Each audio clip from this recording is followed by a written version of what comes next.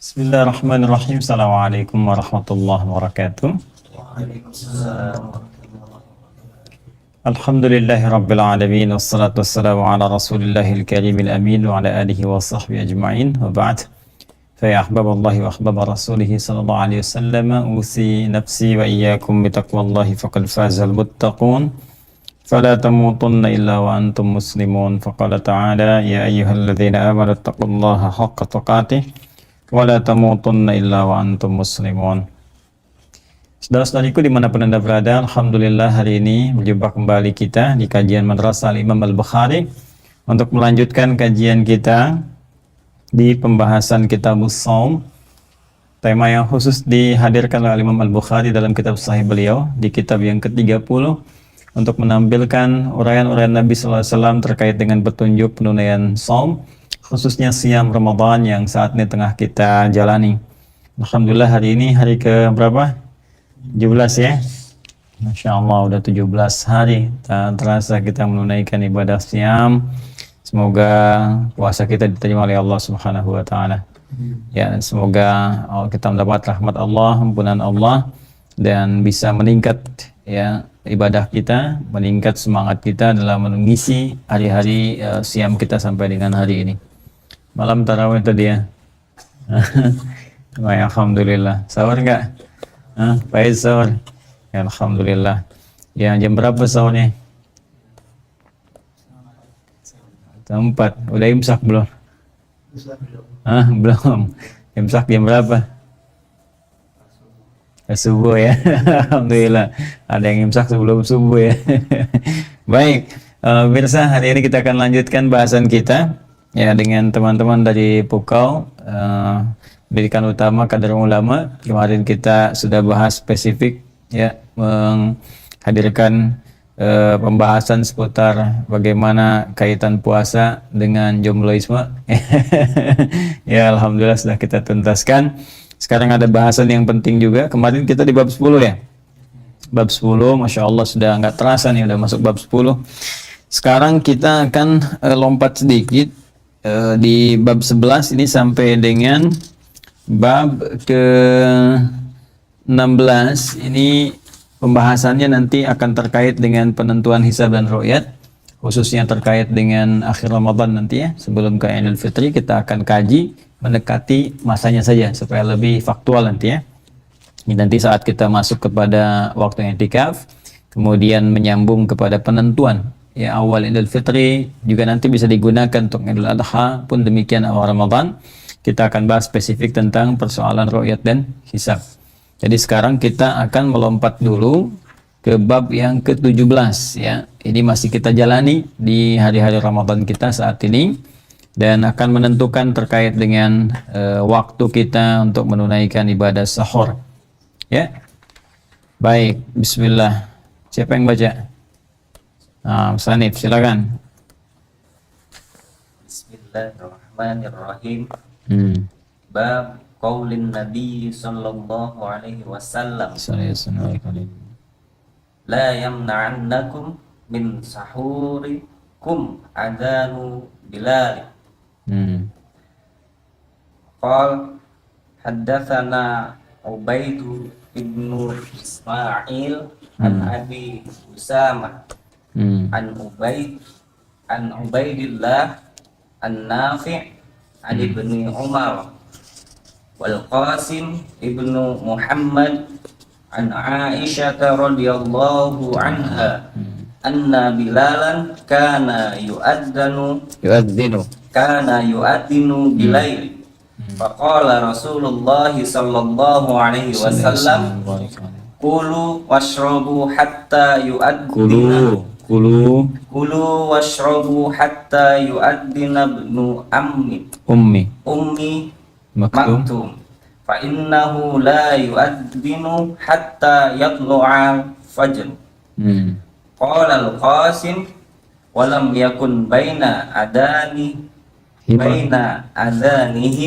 illa an yarqa dha wa yanzila dha. Baik, hadisnya dijelaskan juga oleh Imam Muslim ya dalam kitab sahihnya nomor hadis 1902. Jadi ini di Al-Bukhari juga ada, di hadis Muslim juga didapati ya. Baik, kita coba lihat Bismillahirrahmanirrahim bab yang ke-17 ya, dari masih kitab Shaum, di kitab ke-30. Jadi subbab ya yang ke-17. Bab qaulin Nabi sallallahu alaihi wasallam.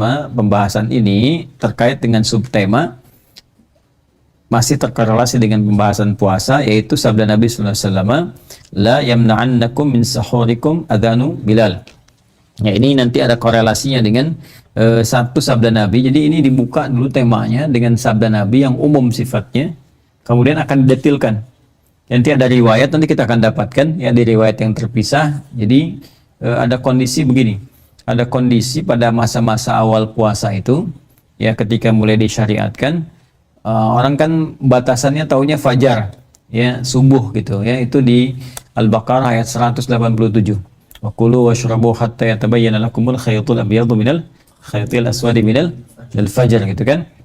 Nah, kemudian yang paling populer kan adzan di masa Nabi SAW, siapa muadzinnya?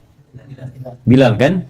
Nah, Bilal kemudian adzan ya. Nah, kita ada kisah yang sebetulnya kisah yang cukup unik juga, bahwa nanti di era Madinah itu, setelah kemudian Nabi hijrah SAW kemudian ke Madinah, ada sebuah kisah yang menjadikan nanti adzan subuh itu menjadi dua kali ya, adzannya Bilal dengan adzannya Abdullah bin Ummi Maktum radhiyallahu taala ya anhuma, untuk keduanya.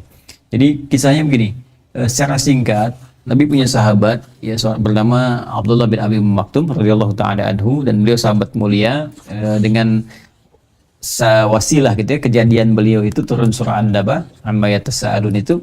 Ya, Abdullah bin Abi Ummi Maktum ini sahabat yang sangat luar biasa, senang dengan keislaman ya, gemar menunaikan ibadah.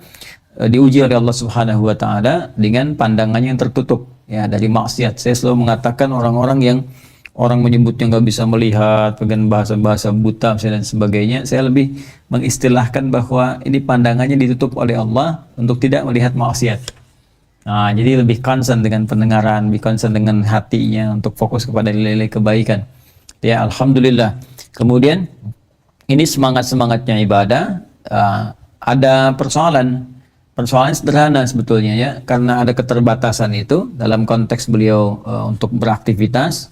Ini untuk ke masjid semangat, jadi zuhur ke masjid kan, kemudian asar ke masjid, maghrib ke masjid, isya ke masjid, subuh jadi masalah ya. Karena jadi masalahnya apa, walaupun sekitaran Madinah tuh hanya sekitaran Masjid Nabawi sekarang ya, luasannya nanti kalau bisa ada ta'lim di sana bisa kita lebih gambarkan lebih jelas ya. Di sekitaran teman-teman sekalian, kesana Masjidil Nabawi itu dulu Madinah tuh kurang lebih segitulah ya. Nah, cuma untuk datang ke Masjid Nabi yang sekarang lokasinya dekat dengan makamnya Nabi SAW yang kita lihat di Raudhah itu, nah itu ukuran masjidnya segitu, sampai yang ada tambahan manik-manik itu lampunya. Kalau kalian insyaallah nanti ke sana atau yang pernah ke sana kan tahu ya, ada Raudhah, ada yang Raudhah itu karpet hijau, kemudian nanti ada yang manik-manik karpet merah. Walaupun sekarang diijauin semua tuh. Ya, di atasnya ada lampu-lampu yang sekarang nggak mengalami renovasi. Nah, itu wilayah Masjid Nabi segitu dulunya. Nah, untuk ke masjid ini kalau dari zuhur ke asar mungkin masih nyaman ya. Orang juga banyak gitu kan, banyak bisa dibimbing dan sebagainya. Dan bisa i'tikaf. Maghrib ke isya waktunya singkat, bisa i'tikaf. Pulang bisa lebih longgar. Untuk subuh, untuk berangkat, ya kadang-kadang dalam kondisi yang berangkat bisa dalam keadaan gelap ya. Ini ada kesulitan. Sehingga bertanya kepada Nabi sallallahu alaihi wasallam, "Aliya rukhsatun?" Apakah di waktu subuh ini beliau bisa mendapatkan keringanan, artinya ke masjid. Nah, sekarang lihat jawaban Nabi ya. Jawaban Nabi itu nggak langsung mengatakan misalnya boleh juga tidak, tapi memberikan pandangan kepada beliau tentang bagaimana dahsyatnya sholat subuh itu. Kata beliau, atas ma'ul adzan, ya apakah engkau masih mendengar adzan? Nah, jadi diukur jarak rumahnya itu masih kedengaran nggak adzannya Bilal, kan? Nah, kata beliau, bala ya, saya masih dengar adzan ya. Masih dengar adzan. Ini menunjukkan adzan itu ya, ini lebih menekankan kepada suara ya, kepasihan suaranya, dan lagu itu nomor sekian lah ya, jadi irama nomor sekian. Jangan sampai kita iramanya bagus tapi orang makin terdayu-dayu, ngantuk, tidur lagi gitu ya. Jadi suara Bilal itu nggak pakai mikrofon kan, seperti sekarang nggak ada pengeras suara ya, zaman dulu masih kedengaran ya. Artinya ketika masih terdengar berarti jaraknya kan terukur oleh Nabi kan. Nah, madum tatas wal adzan addiha fil masjid. Selama masih terdengar adzan, tunaikan sholat itu subuh itu di masjid. Bima makna kurang lebih demikian ya bahasa ilustrasinya. Maka nah lihat, nah ini bacaan sahabat. Jadi cara membacanya seperti itu. Kalau ada satu amalan dalam Al-Quran atau hadis Nabi SAW yang tetap kita dimotivasi untuk menunaikannya dalam suasana-suasana yang tidak mudah. Jadi bukan suasana umum dalam konteks yang semua orang mungkin bisa ngejar itu. Ini menandakan ada keutamaan yang tidak biasa. Sehingga cara pandang kita bukan melemah, tapi harus lebih menguat. Ya, bertambah motivasinya.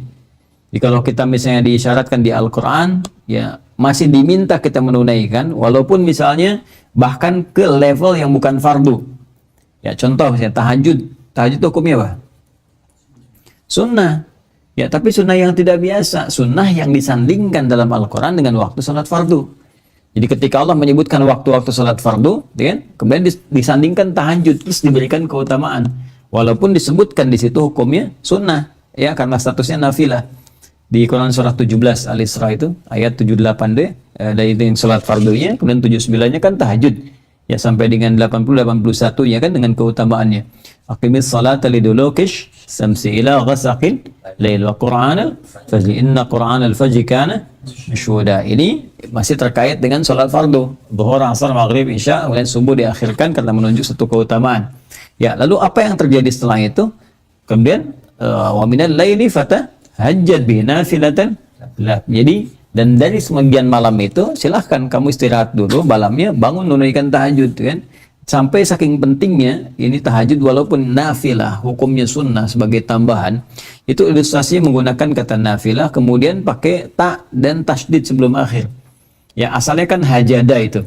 Ya, hajada itu bangun setelah istirahat, ya, di malam hari. Jadi kita istirahat dulu, bangun beraktivitas. Itu hajada. Tapi kalau kita gunakan ta, berarti usaha yang sungguh-sungguh, yang serius, gitu kan? Untuk melakukan perbuatan tuh di antara musharrafnya bisa pakai ta. Kalau ada tasydid sebelum huruf akhir, ya. Kemudian di sini misalnya kan hajada, huruf akhirnya kan dal kan? Ha, jim, dal. Dal huruf akhirnya, maka sebelum akhirnya kan jim. Ya, ditambahkan tasydid, ini menunjukkan sesuatu yang tidak mudah. Ya, tasydid itu syaddada yusyaddidu, ya, syadda yasuddu tasdidan. Itu asalnya itu seakar dengan kata syiddah, sesuatu yang tidak mudah, berat gitu. Ya, jadi usaha yang sungguh-sungguh untuk melakukan sesuatu walaupun itu nggak mudah. Ya, tahajud itu sunnah, tapi kan nggak mudah bangunnya. Coba kalau di Ramadan mungkin motivasinya lebih tinggi kan? Tapi coba di luar Ramadan, apa semua orang bisa tahajud? Belum tentu kan? Nah, jadi setiap malam itu kita harus usaha. Kalau mau bangun, pasang alarm kan, bahkan 3 kali. Pengen bangun jam 3, alarm dari jam 2 kan? Jam 2, 2 jam setengah, ya, 2 jam 2.30, ya mau jam 3 kurang seperempat kan dulu kan? Jam 2 yang buat matiin jam 2.30, yang 30 matiin buat yang 3 kurang seperempat, baru bisa bangun kan? Itu pun masih begini-begini juga. Untuk bahasa Belandanya, nundutan. Jadi masih begitu juga tuh. Ya, nah yang saya ingin maksudkan adalah bagaimana kondisinya tahajud malam, nggak semua orang bisa, tapi ditekankan di situ walaupun cuma sunnah. Berarti mengandung sesuatu yang sangat luar biasa, yang sangat dahsyat, yang tidak sama dengan sunnah-sunnah yang lainnya. Walaupun yang lain punya keutamaan. Nanti di ayat-ayat selanjutnya 80-81 dijelaskan bagaimana keutamaan tahajud itu. Ada 4 keutamaannya. Jelas ya? Nah, di sini pun cara baca kita mesti begitu. Kita belajar kepada sahabat mulia Abdullah bin Abi Ummi Maktum. Ya, ini saya nih mata nggak lihat. Jarak rumah ke masjid nggak terlalu jauh juga gitu kan? Ya, artinya ada jarak lah gitu ya, nggak terlalu jauh pun bisa diukur gitu kan? Nggak terlalu dekat lah dalam konteks ini. Jadi mata nggak bisa lihat, kemudian suasana juga belum terang kan? Nah, Nabi tetap mendorong untuk ke masjid. Berarti ada sesuatu yang penting. Ada sesuatu yang istimewa gitu ya, yang nggak sama dengan ibadah-ibadah lain. Nah, cara pandang kita begitu. Kalau melihat satu ibadah, kemudian ditekankan di situ, berarti ada yang istimewa, bukan ibadah biasa. Maka akhirnya apa? Beliau kemudian memahami situasi seperti apa. Nanti dengan lain waktu kita lihat tafsir bagaimana keutamaan subuh itu ya. Dari mulai terkait kesehatan, malaikat mendoakan, keberkahan banyak di situ dan sebagainya gitu kan. Nah, yang paling menarik adalah dari sejak itu termotivasi beliau berangkat lebih awal. Jadi yang biasanya kemudian misal sekarang subuh 4:30, yang biasanya berangkat jam 4 jadi 3:30 gitu kan. Dan atau sebelum itu lebih awal. Jadi begitu berangkat sampai yang adzan subuh pun sejak saat itu ya, itu tercatat Abdullah bin Abi Ummi Maktum.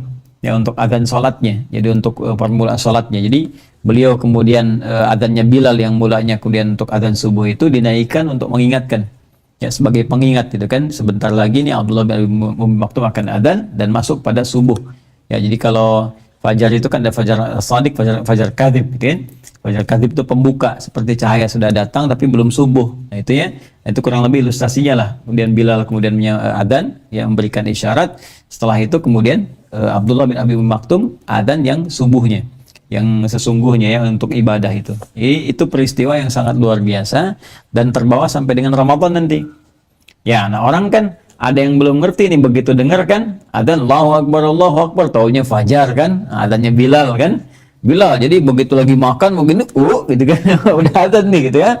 Nah, yang seperti itu. Jadi akhirnya Nabi mengeluarkan kemudian di sini statement, ya, kalimat Nabi la yamna'annakum min sahurikum adzanu Bilalin, ya. Nggak harus mencegah sahur kalian, ya terusin aja. Ya adzannya Bilal itu kalau Bilal masih adzan. Jelas ya? Jadi yang dimaksud adzannya Bilal ini adzan yang pertama yang belum masuk waktu subuh. Ya, kalau kalian umrah atau haji kemudian ke Madinah, adzannya kan 2 kali. Ya kan? Nah ini sejarahnya seperti tadi yang saya sampaikan. Jadi adzan yang pertama itu belum subuh. Ya jangan terlampau soleh juga, terlambat langsung sholat subuh ya di hotel. Padahal subuhnya belum tiba gitu. Jadi kalau kita nanti umrah atau haji pas di Madinah itu kalau subuhnya 4:30 bisa jam 4 nanti ada adzan. Ya adzan Allahu Akbar itu untuk menandakan sebentar lagi subuh akan tiba, ada keutamaan di Masjid Nabi. Di Masjid Nabi itu pahalanya berapa? Ya, 10.000, ada 100 nggak nyampe segitu. 1.000 di Masjid Al-Aqsa, 10.000 di Masjid Nabawi, 100.000 di Masjid Al-Haram, kan? Di Masjid Al-Haram. Jadi pahalanya besar. Kapan lagi dapat kita sholat sekali dengan nilai yang berlipat-lipat? Jadi kalau Masjid Al-Haram sekali sholat itu sama dengan 100.000 kita sholat di tempat biasa. Jadi kalau kalian misalnya di Masjid Al-Haram sama di Masjid Al-Ihsan di sini, Masjid Al-Ihsan sholat sekali zuhur, sekali dapatnya. Ya kalau jamaah dapat 27, dapat tambahan yang lain. Kalau di Masjid Al-Haram sama dengan 100.000 kali. Ya itu kalau ikhlas. Jadi kalau nggak ikhlas sholatnya ya sama aja utama sholat di sini. Ya kan? Oh saya ikhlas sambil foto ceklik Masjidil Haram dulu ya. Nah itu berkurang pahalanya gitu kan. Nah itu gambarannya. Di Masjid Nabawi 10.000 kebaikannya. Masjid Al-Aqsa berapa? 1.000. Jadi karena besar pahalanya disampaikan, jangan sampai orang terlambat gitu. Ya nggak ikut jamaah dan sebagainya. Makanya disampaikan kondisi itu jangan tertinggal. Termasuk keutamaan subuh. Diingatkan kan. Saking utamanya subuh di sini sampai 2 kali diingatkan. Ini syariat yang menunjukkan kebolehan adzan 2 kali dengan tadi ya, dengan tujuan-tujuan yang tadi disampaikan. Baik, dan itu dibenarkan oleh Nabi, bahkan Nabi yang kemudian arahkan, kan? Ini jangan kaget kalau di Madinah ada 2 kali, di Mekah juga demikian karena pahala banyak, atau di kita karena sifatnya mungkin ada yang sama di beberapa tempat nggak ada masalah, nggak usah aneh. Ya Allah Akbar, belum subuh, bid'ah, nggak usah begitu juga ya. Mungkin di situ ada nanti kondisi-kondisi tertentu yang diarahkan supaya masyarakat bangun lebih awal, kan? Bangun lebih awal, diharapkan untuk bersiap mendapatkan barokah subuh yang tinggi dibandingkan dengan waktu-waktu yang lainnya. Jelas ya? Ya, ini kalau ada yang sudah mengerti, sudah paham bangun lebih awal ya sekali, misalnya adzan juga cukup. Pada dasarnya mengingatkan waktu sholat telah tiba. Jadi di sini kejadiannya terkait dengan puasa, waktu seorang lagi pada makan, Bilal adzan, heboh. Itu kan heboh dan sebagainya, cuman kan sekarang dulu belum ada media sosial seperti sekarang ya, jadi langsung viral misalnya dan sebagainya. Jadi viralnya tuh viral di pembicaraan dan sebagainya sampai ke Nabi ya. Kemudian ketika sampai ke Nabi mengeluarkan statement la yamna'annakum min sahurikum adzanu Bilal, ya jangan mencegah kalian adzannya Bilal itu untuk meneruskan sahur kalian. Jadi sahur aja terus gitu kan adzannya Bilal. Nah itu sampai kapan ya Rasulullah? Nah inilah kemudian ada riwayat di sini ya, jedanya nanti dari keterangan Nabi Sallallahu Alaihi Wasallam sampai adanya Abdullah bin Abi Umi Maktum. Cuma yang penting kita ketahui jedanya berapa lama ya, dari adanya Bilal itu ke adanya Abdullah bin Abi Umi Maktum. Ingat ya, saya mau terangkan nanti bahwa adanya Bilal itu bukan adzan subuh. Ingat ya, dalam konteks untuk sholat ya. Adanya untuk subuh, untuk sholat itu adanya siapa? Abdullah bin Abi Umi Maktum. Sedangkan adanya Bilal itu pembuka, pengingat untuk mengingatkan waktu subuh telah dekat, waktu subuh telah tiba. Jelas ya? Baik, paham sampai situ ya? Nah, jadi di sini nanti penting saya sampaikan terkait dengan persepsi di masyarakat. Kalau masih adzan, boleh makan. Pernah nggak kalian dengar informasi itu? Ya kan? Oh, masih adzan, masih boleh gitu kan? Masih boleh, belum imsak padahal. Jadi imsak itu pas adzan. Jadi kalau sudah adzan itu nggak boleh makan, nggak boleh minum. Terus ada sebagian tuh kan hadisnya ada di Al-Bukhari juga. Nah, kita kasih tahu Joni itu hadisnya hadis Bilal. Ya, Bilal itu adanya bukan pas waktu subuh. Adzan Bilalnya sebelum subuh. Ya, jadi di sini ada kekeliruan dalam pemahaman, ya, kesalahan pemahaman bahwa dimaksudkan pas saat adzan itu masih boleh makan karena ada hadis yang menyebutkan. Nanti ada hadis umum juga yang menyampaikan kalau masih ini silahkan diteruskan sahurnya sekalipun sudah adzan. Itu yang dimaksudkan adzannya Bilal, ya, bukan adzannya subuh. Adzan subuh untuk yang mengharuskan kita puasa. Sebab ayatnya jelas mengatakan wa kulu washrabu hatta yatabayyana lakumul khaytul abyadu minal khaytil aswadi minal fajr. Jadi silahkan makan minum, kata Allah dalam Al-Quran itu, silahkan nikmati sahur kalian, makan minum sampai nanti tibalah waktu fajar.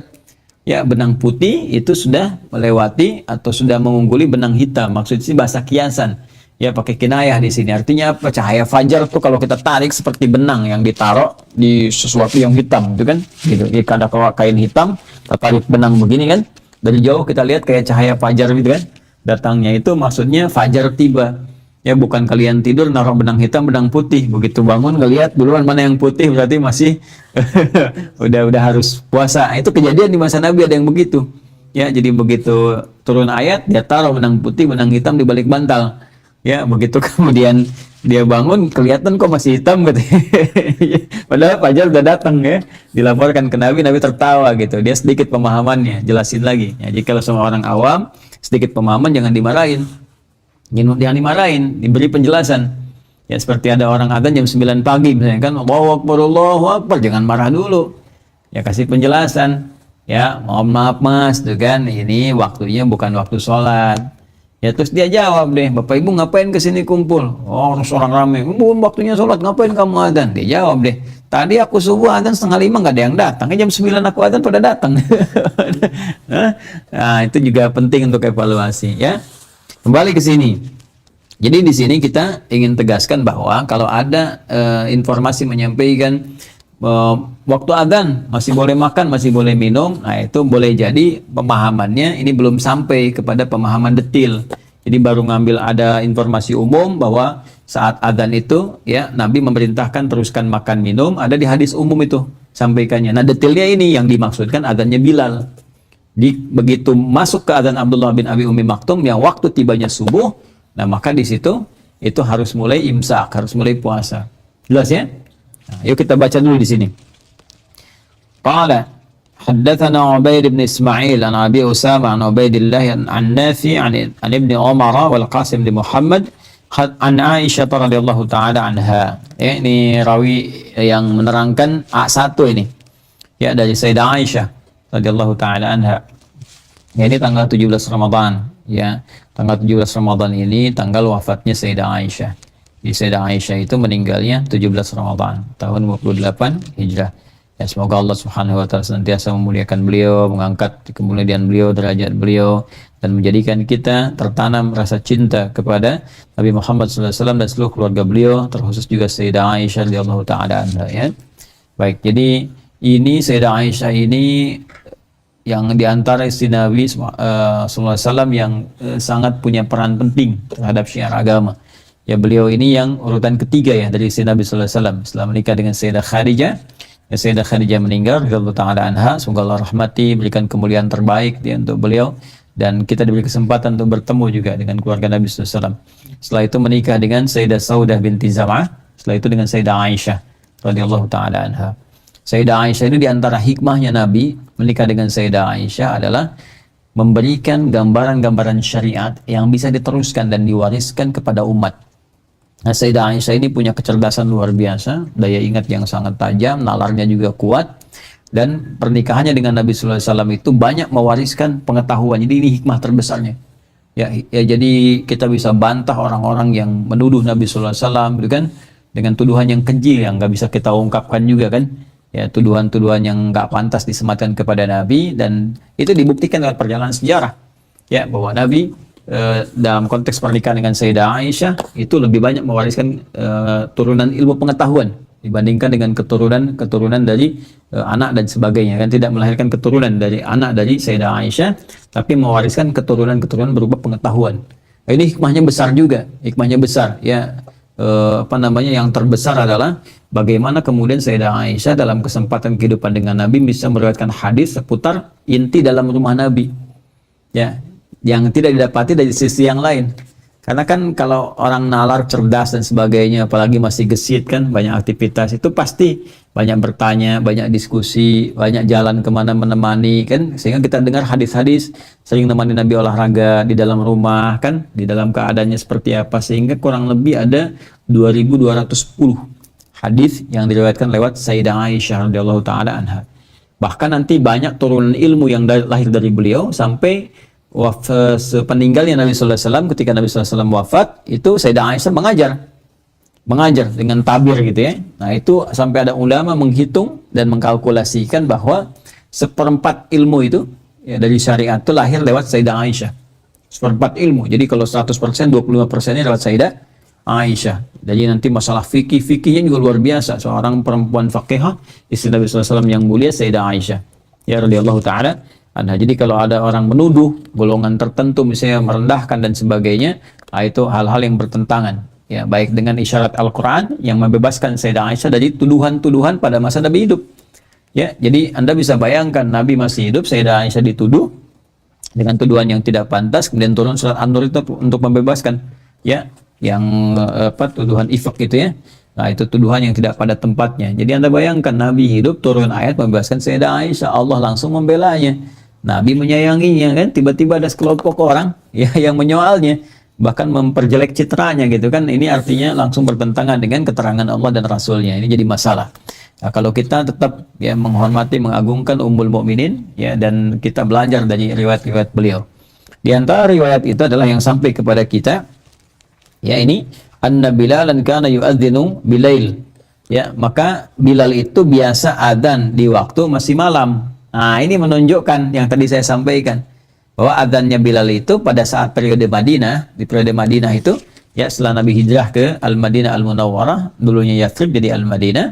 Nah yang biasa adzan subuhnya, kemudian karena peristiwa tadi Abdullah bin Abi Umi Maktum, sedangkan Bilal adzannya sebelum subuh ya, untuk mengingatkan tadi waktu subuh masih dekat, masih belum sampai, belum ada gitu kan. Jadi karena tapi belum tiba waktu subuh, cuman waktunya sudah menjelang dekat, maka siap-siap Bilal adzan untuk menandakan itu. Jelas sampai sini?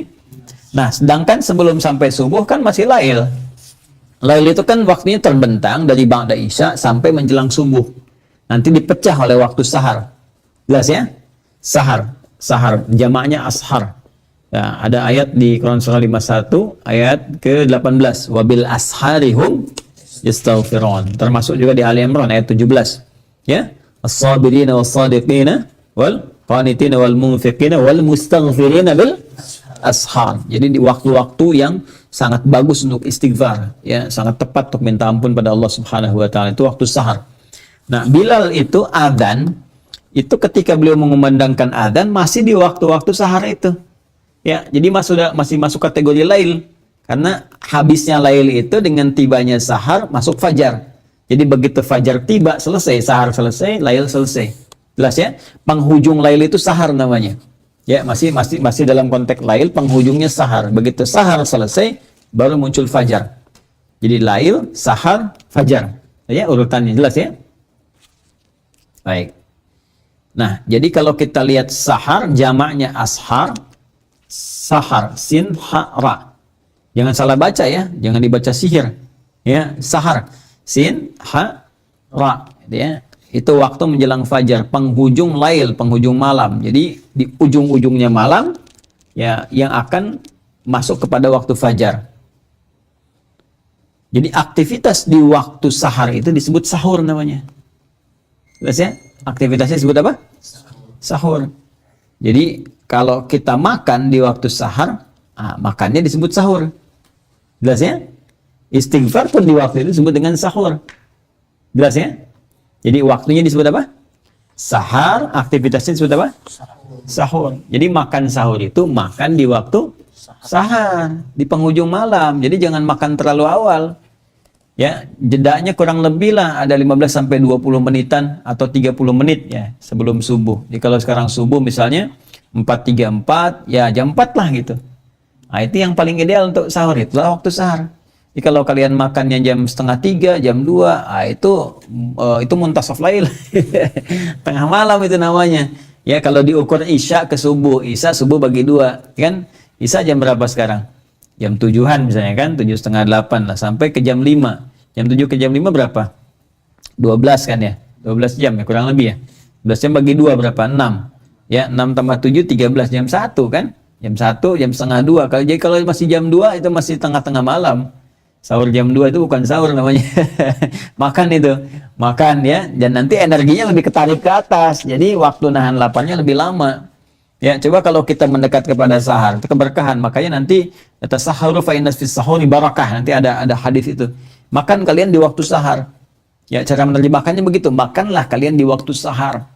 Ya, kadang kita katakan makan sahur lah gitu kan. Ya, makan sahur tuh makan di waktu sahar. Jangan makan sahur makannya jam 2 atau jam 3. Itu belum masuk waktu sahar. Ya, makanlah kalian di waktu sahar, karena makan di waktu sahar itu membawa keberkahan. Berkah itu ziyadatul khair, menambah kebaikan. Jadi energi terkumpul bagus. Dekat ke subuh, nunggu-nunggu nggak tiduran terlalu lama, sehingga kadang-kadang ya sahur jam 3, tahajud dulu, ketiduran, bis itu bangunnya jam 9 tuh kan repot tuh. Ya. Jadi kita istighfar, berdoa, setelah itu masuk waktu untuk menunaikan sholat subuh. Energi juga terkumpulnya lebih banyak. Sehingga ke waktu buka itu lebih banyak digunakan untuk ibadah. Ya beda kalau Anda sahur jam 2, ya setengah 3 misalnya kan. Nah, itu berpotensi cepat lapar nanti di tengah-tengah. Di bawahnya tidur, ya. Habis tidur, tidur lagi. Habis tidur, tidur lagi. Bangun tidur, tidur lagi. Tidur, ya tidur lagi. Jadi yang kepake itu aja tuh. Ya nggak akan maksimal. Jelas ya? Jadi kalau di sini disebutkan Bilalnya, adzannya bilail, maksudnya adzan di waktu sahar, masih waktu penghujung malam, untuk mengingatkan bahwa waktu subuh akan tiba. Anna Bilalan kana yu'adzinu bilailin, ya, bahwa Bilal itu biasanya adzannya di waktu ujung malam, mendekat kepada subuh untuk mengingatkan waktu subuh sebentar lagi tiba. Ya, demikian cara menerjemahkannya. Faqala Rasulullah sallallahu alaihi wasallam, maka Rasulullah sallallahu alaihi wasallam bersabda, menyampaikan kepada masyarakat supaya nggak kaget. Ya, kok pas Bilalnya adzan dipahami ketika adzan selesai gitu kan, ada pemahaman di masyarakat karena Bilal sudah adzan, maka puasa dimulai. Jelas ya? Karena Bilal sudah adzan, puasa dimulai gitu kan, padahal nanti subuh belum tiba. Quran mengatakan ya dibuka puasa itu dimulainya saat fajar. Wa kulu washrabu hatta yatabayyana lakumul khaytul abyadu minal khaytil aswadi minal fajar. Al-Baqarah 187 kan. Jadi fajar mulainya. Jadi jangan sampai bertentangan dengan Al-Quran atau salah persepsi di masyarakat. Begitu Bilal adzan, puasa mulai, imsak gitu kan. Imsak, ya, puasa. Mungkin di situ pula itu ya, munculnya imsak awalnya itu ya, sebelum subuh gitu kan. Subuhnya 4.35, imsaknya 4.25, imsak itu ya puasa, seperti yang pernah kita bahas. Ya kan? Imsak itu apa? Puasa, imsak itu saum, imsak itu siam. Jadi kata Nabi, ketika ada orang bilang imsak, kalau bahasa Nabinya belum gitu kan. Apa kata Nabi? Apa? Kulu washrabu. Ya, masih terusin aja makan, minum. Kalau Bilal masih adzan, terusin makan minumnya. Ya, karena itu belum subuh. Bilal itu adzan untuk mengingatkan waktu subuh sudah hampir dekat. Jadi kalau khawatirnya begini, kalau kalian nggak siap-siap dari sekarang, tiba-tiba pas Abdullah bin Abi Umi Maktum adzan, plek, ya, makanan masih di sini. Sehingga kalau dalam bahasa Yunani itu keselok, jadi belum sempat dikeluarin, jadi ribut sendiri nantinya, ya, jelas ya. Jadi di sini ada beberapa pelajaran. Kata Nabi, kulu washrabu, silakan makan dan minum kalian, hatta yu'adzina ibnu Ummi Maktum, ya, sampai Abdullah bin Ummi Maktum itu adzan. Fa innahu la yu'adzinu hatta yatlu'al fajru. Ya, karena sungguhnya Abdullah bin Ummi Maktum itu nggak akan adzan kecuali kalau subuhnya sudah tiba. Fajru ya, bukan fajro nih.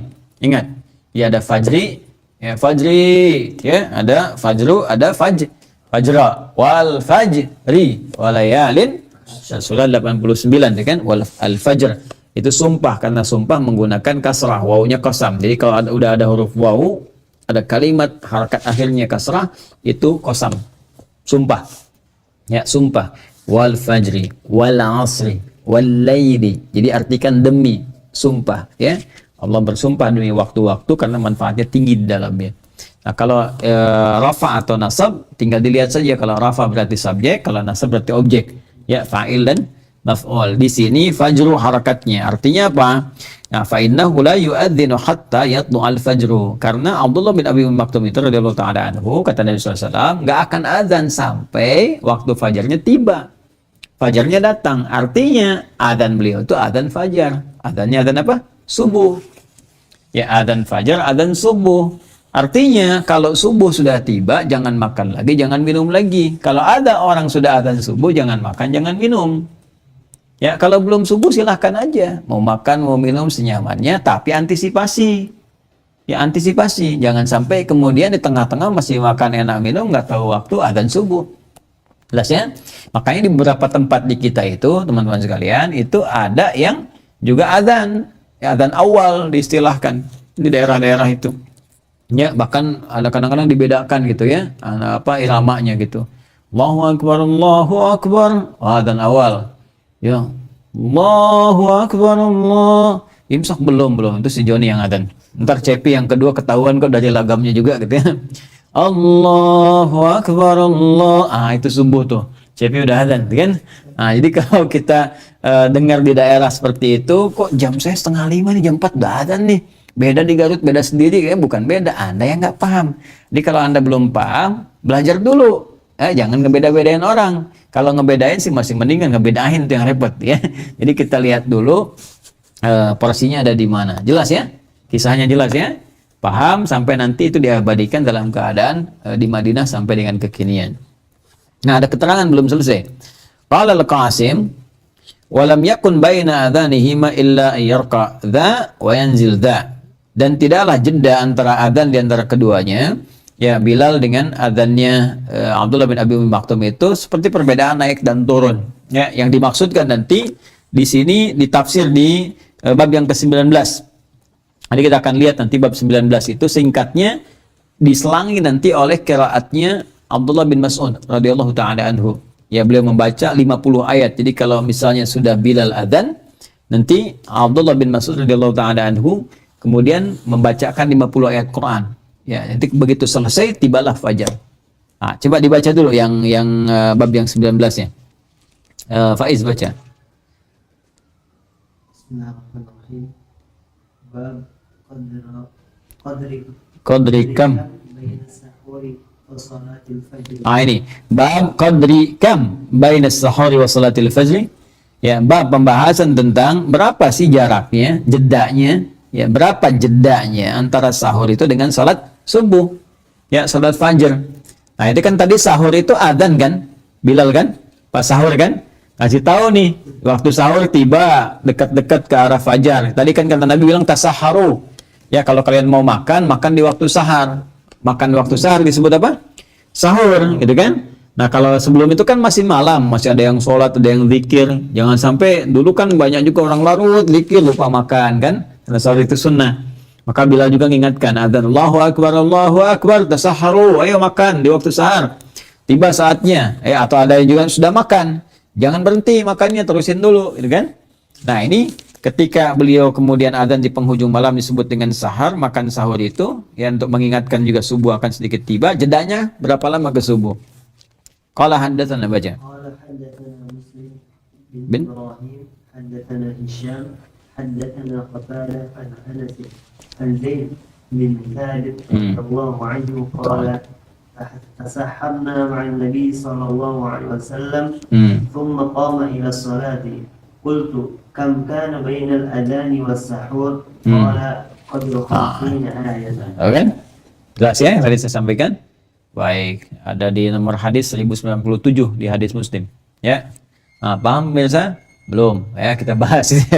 Bismillahirrahmanirrahim. Bab 19. Haddatsana Muslim bin Ibrahim, haddatsana Hisham, haddatsana Qatadah an Anas an Zaid bin Thabit radhiyallahu taala anhu. Ini menyampaikan sahabat Zaid bin Thabit radhiyallahu taala anhu. Qala, beliau menyampaikan, tasaharna, kami pernah punya pengalaman sahur, makan sahur, dengan makan di waktu sahur, ma'an Nabi sallallahu alaihi wasallam, bersama Nabi sallallahu alaihi wasallam. Kemudian setelah selesai makan, selesai, tiba waktu fajar, thumma qama ila shalah, kemudian beliau kemudian pergi untuk menunaikan salat, bersiap-siap menunaikan salat. Qultu, aku bertanya, ya, aku bertanya, kam kana bainal adzan was sahur, ya, berapa lama jedanya antara adzan dengan sahur. Jadi adzan ke subuh, yang adzan subuh itu ke waktu sahur berapa lama?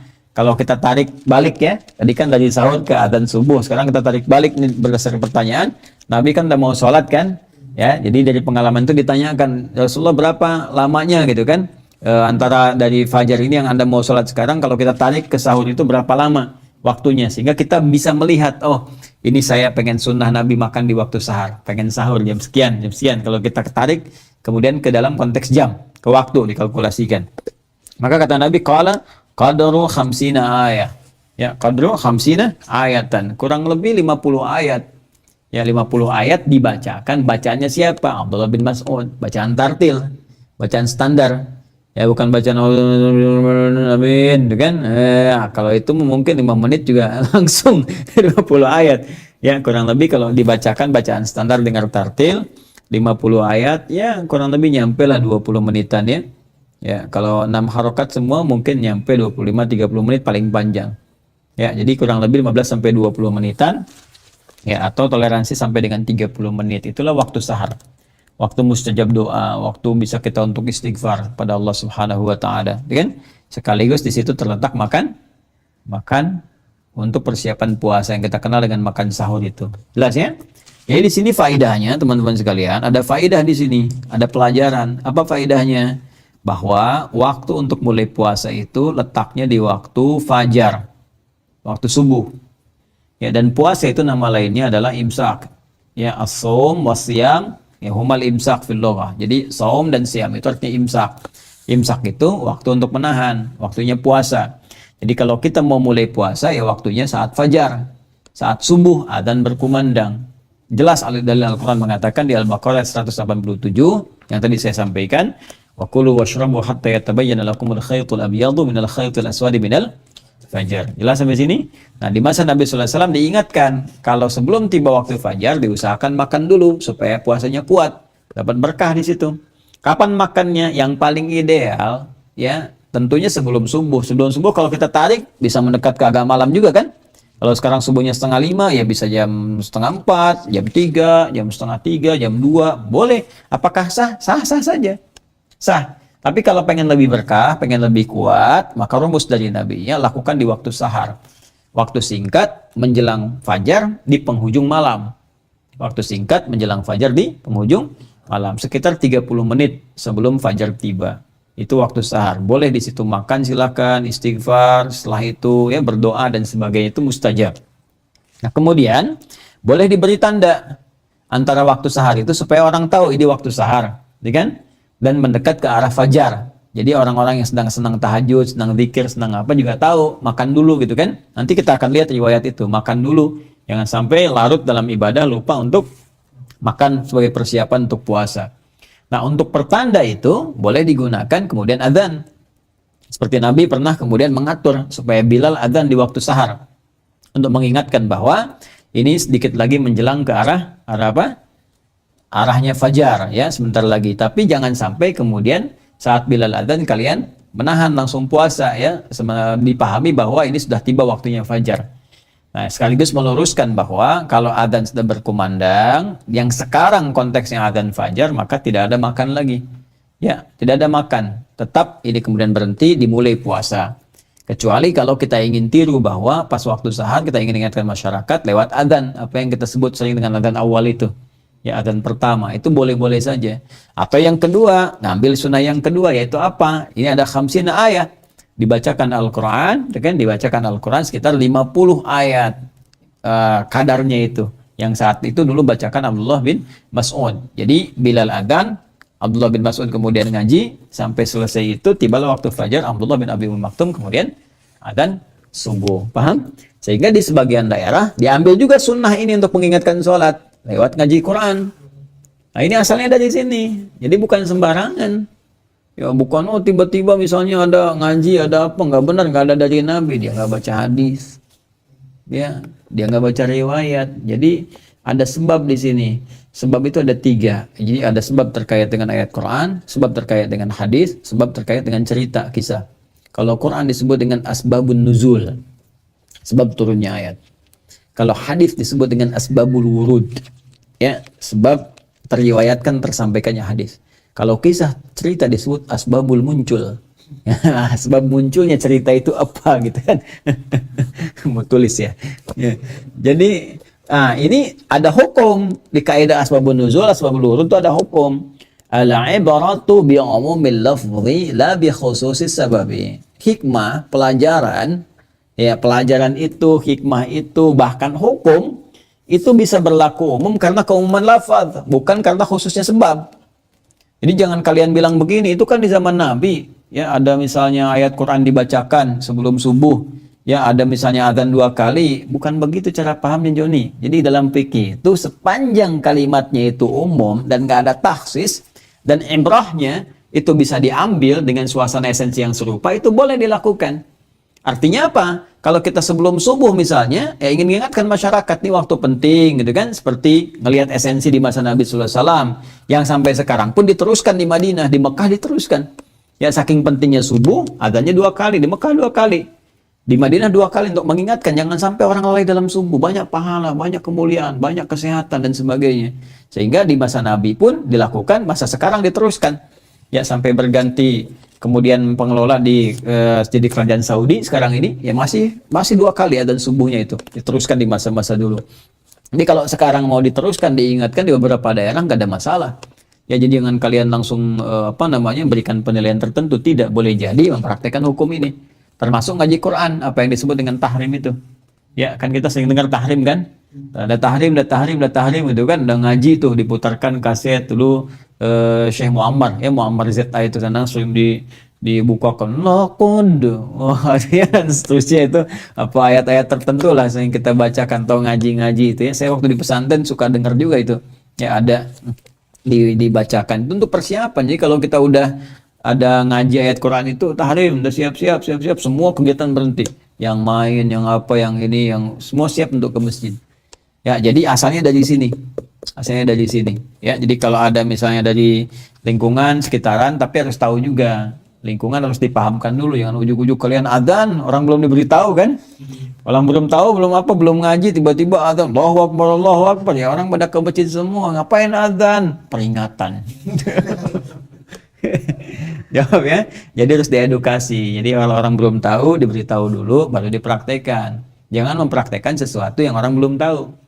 Ya, termasuk nanti kalian kalau sudah mulai mengajar ke masyarakat, dipahami dulu kebiasaannya apa, mazhab apa yang dipakai di situ. Mazhab itu bukan kelompok ya, bukan kelompok, ingat. Jadi kemudahan yang bisa dipilih, yang dalilnya tersambung ke Nabi. Jadi syariat Islam itu nanti bentuknya ada 2 secara umum, berdasarkan tinjauan dalil. 1 dalil mutlak yang sifatnya cuma 1 sama semua. Dalil 1, contoh 1, yang semua nggak akan berbeda, semua ragamnya sama. Seperti misalnya apa? Takbir pakai Allahu Akbar. Ya semua sholat pakai bahasa Arab, nggak ada yang lain. Itu semua di mazhab apapun nggak ada yang beda. Sama semua, karena semua bisa melakukan itu. Makanya kalau misalnya kalian masuk ke satu tempat, takbirnya beda, Allahu Rahman. Nah, itu bisa kita klaim. Ya kita soal. Atau misalnya adzan pakai penerjemah. Sampingnya ada asisten, Allahu Akbar, Tuhan gua gede. Misalnya kan sampingnya tuh diterjemahin sampai akhir tuh. Nah, itu bisa kita soal. Baru kita sebut bid'ah. Tapi ada yang sisi yang kedua, yaitu apa? Gambaran dalil yang disampaikan Nabi yang berlaku fleksibel berdasar kemudahan masyarakat yang diduga tidak bisa melaksanakan dengan cara yang sama. Ya, jadi ada orang-orang tertentu yang nggak bisa seperti itu gitu ya. Itu bisanya dengan cara berbeda, maka diturunkanlah kemudian oleh Allah syariat kepada Nabi yang mengcover semua kemungkinan itu. Semua orang bisa. Nanti ada yang sifatnya bacaan, ada yang sifatnya gerakan. Kayak bacaan Quran aja ada berapa riwayat qiraatnya. Mutawatir 7, yang masyhur tambah 3 jadi 10. Ya, yang syadnya yang nggak bisa dibacakan dalam sholat ada 4. Ya, di 14 riwayat di situ.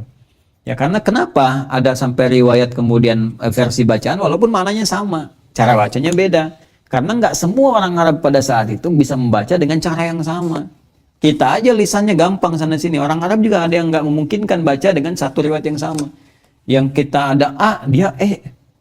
Ini kamu paksa tuh sampai kiamat kurang 2 hari gak bisa. A, E, A, E, A, A, E, E. Pokoknya gak bisa lah. Ya, makanya ada riwayat menggunakan apa? Imalah, pakai E.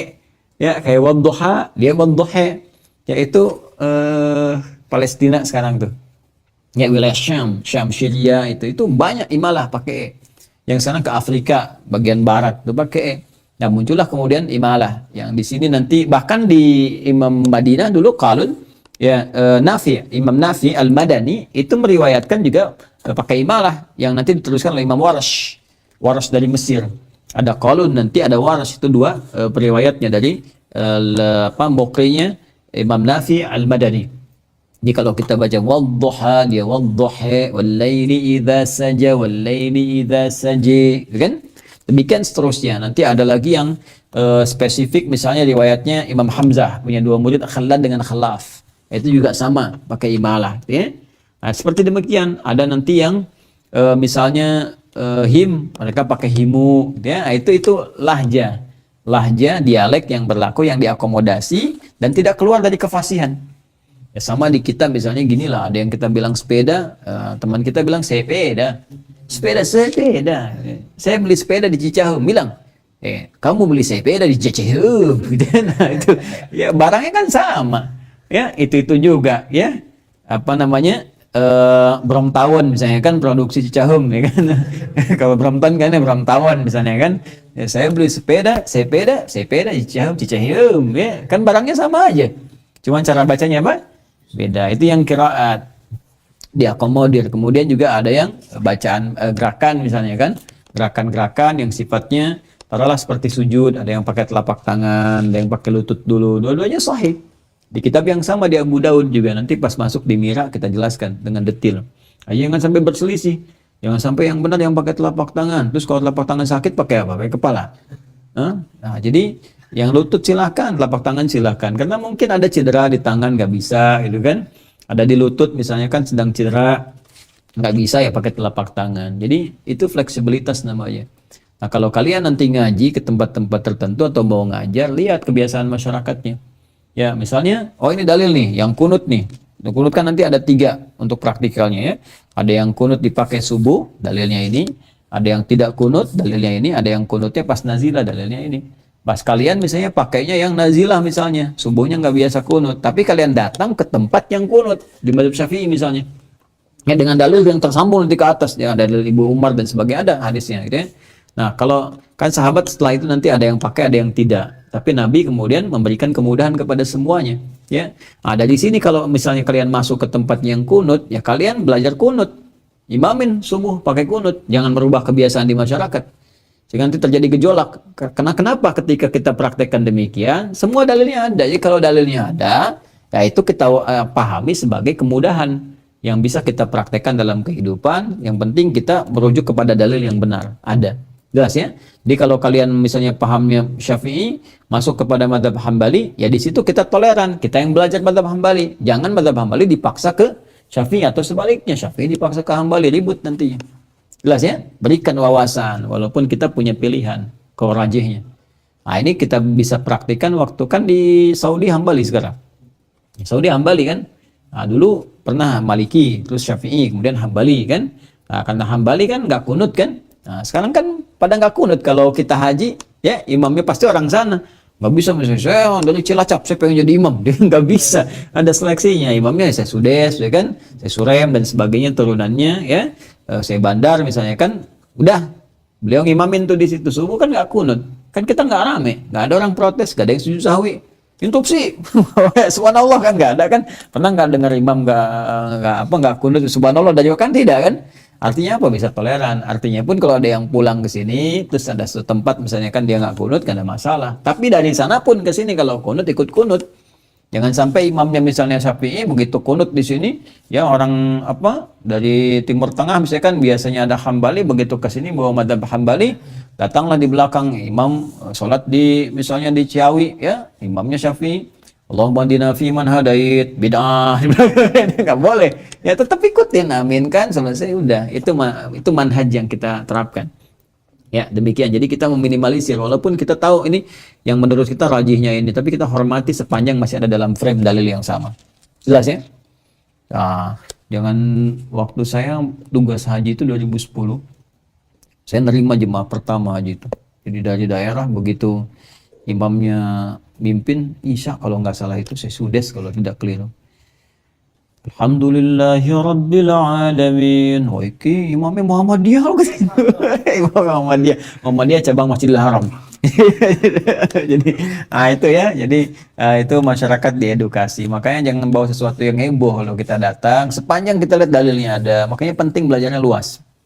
Ya baca ngaji kita begini, ngaji ini dalilnya mana, kumpulin semua hadis-hadisnya. Jadi kita bisa lebih mengerti. Toleran itu bukan mengada-ngadakan. Toleran itu memahami bahwa bila ada dalam satu hadis jalur yang sama, dalilnya ada, maka kita di situ berikan penghormatan. Oh, mungkin dia ngamalkan ini karena nyaman di situ. Jelas ya? Baik, jangan dirubah, dibawa ke pemahaman kita, nggak bisa begitu. Ya, jelas ya? Nanti ribut nanti. Yang benar begini, bukan begitu. Dijawab, main weh. Wah, ada ribut kalau udah begitu. Ya, paham ya? Nah, jadi ini yang kita pelajari dan pemirsa, Masya Allah, ya mohon izin terbawa kepada suasana kajian. Kita kalau ngaji kitab begini, ya kalau ngaji kitab seperti ini, nanti di Mira juga kumpulin nih hadisnya. Nanti insya Allah malam nanti ya kita launching untuk Mira, banyak teman-teman bertanya juga. Nanti kita akan teruskan ngajinya nanti kalau di Mira begini, ya di kitab diurutkan, bahas sholat nih kitabnya, tunjukin nih kitabnya ini kitab ini untuk hikmah ini. Tunjukin, nanti kalau ada masalah beda pendapat, kenapa ini begini, kenapa ini begini, ini kitabnya begini. Yang ini pakai ini, yang ini pakai ini. Kekuatan hadisnya begini, tarjihnya seperti ini. Nah, pilihan orang kita hormati mau pilih yang mana. Yang penting kita terangkan. Kecuali kalau nggak ada nih dalilnya, nggak ada petunjuk, baru kemudian kita di situ sampaikan. Ya, ambil contoh tadi saya sebut kunut misalnya. Dulu saya pernah disebut sesat juga. Ya, disebut saya udah apa wong sesat karena orang bilang ini hadisnya bid'ah kok gini katanya kan tentang kunut. Ya akhirnya saya jawab pakai tulisan aja, terusin hadisnya kemana ya, alhamdulillah nggak ada suara lagi. Nah jadi kita tunjukin nih kalau ada hadis misalnya kan ada seorang tersambung ke sahabat mengomentari misalnya dia memandang bahwa ini kunut bid'ah. Nah apa nih persepsi sahabat ini kenapa berkomentar seperti itu, sedangkan yang lain kunut misalnya. Kan nggak mungkin ada peristiwa sama-sama sahabat, satu kunut satu enggak, satu nyebut beda. Nah apa nih persepsi di situ, latar belakangnya apa? Nah itu perlu paham juga di ilmu hadis. Karena ini bonus ya, bonus. Sahabat itu kulhum udul ilmu hadis. Semuanya orang baik, jujur dan semangat beribadah. Saking semangatnya, kalau mereka memastikan pola ibadah mereka yang langsung berpengalaman dengan Nabi, maka itu yang dipraktekkan. Ya walaupun orang lain mungkin berpengalaman dengan Nabi dalam suasana berbeda. Ya contoh begini misalnya, tentang Bismillah itu hadisnya banyak, bisa puluhan. Bismillah itu awalnya kan nggak pakai Bismillah dalam Fatihah. Nabi baca langsung Alhamdulillah. Riwayat pertama itu kan. Kemudian yang kedua ketika Ibnu Abbas radhiyallahu taala anhu bertanya, ya Rasulullah, apakah ada pemisah di antara surah Quran supaya tidak saling bercampur? Kan? Dikhawatir umat yang kemudian dia menduganya nyambung, maka turunlah terpisah Bismillahirrahmanirrahim. Sejak saat itu Nabi baca juga dalam sholat, Fatihahnya dibaca Bismillahirrahmanirrahim, Alhamdulillahirabbil alamin. Ya, nah di sini kemudian ada yang diteruskan, jadi ada yang sholat bersama Nabi ketika sebelum turun Bismillahirrahmanirrahim, ya dibacanya tetap dengan Alhamdulillahirabbil alamin. Sehingga hadis-hadis yang turun kepada kita yang diriwayatkan oleh orang-orang itu yang sholat di belakang Nabi yang Alhamdulillahirabbil alamin. Ya, setelah itu Nabi sholat yang pakai Bismillahirrahmanirrahim, ada yang riwayatkan sholat di belakang Nabi pakai Bismillah, dia riwayatkan pakai itu, yang jahar Bismillahirrahmanirrahim. Kan? Ada lagi kondisi Nabi kadang bacakan yang pertama pakai Bismillah, selanjutnya langsung Alhamdulillah. Ada seperti riwayat Abu Hurairah di Al-Bukhari. Ada lagi yang sir, maka dari sini jadi 4 bagian akhirnya. Ya, ada yang dibaca jahar, ada yang tidak dibaca sama sekali, ada yang silent, ada yang rakaat pertama dibaca, selanjutnya tidak. Nah ini kan dalam situasi yang sama. Nah cuma yang paling menarik, sahabat itu yang sholat di belakang Nabi itu yang dia pakai. Jelas? Ya. Nah, kalau dia sholat misalnya di belakang nabinya nih, Alhamdulillah Rabbil Alamin, walaupun orang lain sholatnya di belakang Nabi Bismillahirrahmanirrahim, dia akan pakai yang Alhamdulillah Rabbil Alamin. Paham sampai sini ya? Cara berpikirnya. Nah, dia memahaminya ini yang saya di belakang Nabi gitu. Ya, saya kan nggak bersama dia ketika dia sholat dengan Nabi, walaupun dia infokan, dan kita tahu dia benar itu kan, tapi ini yang saya alami. Nah, maka itu dijaga betul. Nah, ada kondisi seperti hadis kunut ini, ada orang yang sholat di belakang Nabi, dan Nabi kunut, kan? Dan setelah itu ada peristiwa kan, Nabi dikisahkan ada yang nggak kunut lagi. Setelah itu dia kisahkan Nabi tetap ada yang kunut, seperti riwayat Ibnu Umar ya radhiyallahu taala anhuma. Disampaikan Nabi tetap kunut atau membiarkan setidaknya sahabat yang lain tetap kunut dengan merubah dan doanya kepada doa yang baik pada saat itu, yang Allahumma hadini fiman hadait wa afini fiman afait dan seterusnya. Ya, sementara orang-orang yang tadi ada sebagian yang ketika peristiwa itu turun kan Nabi ya nggak kunut tuh pada saat itu ya.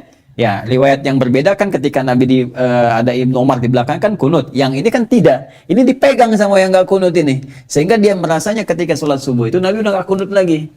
Ya, dan nggak mengalami peristiwa seperti yang lain. Al-Hasan cucunya Nabi, Ibnu Umar radhiyallahu taala anhuma, gitu kan?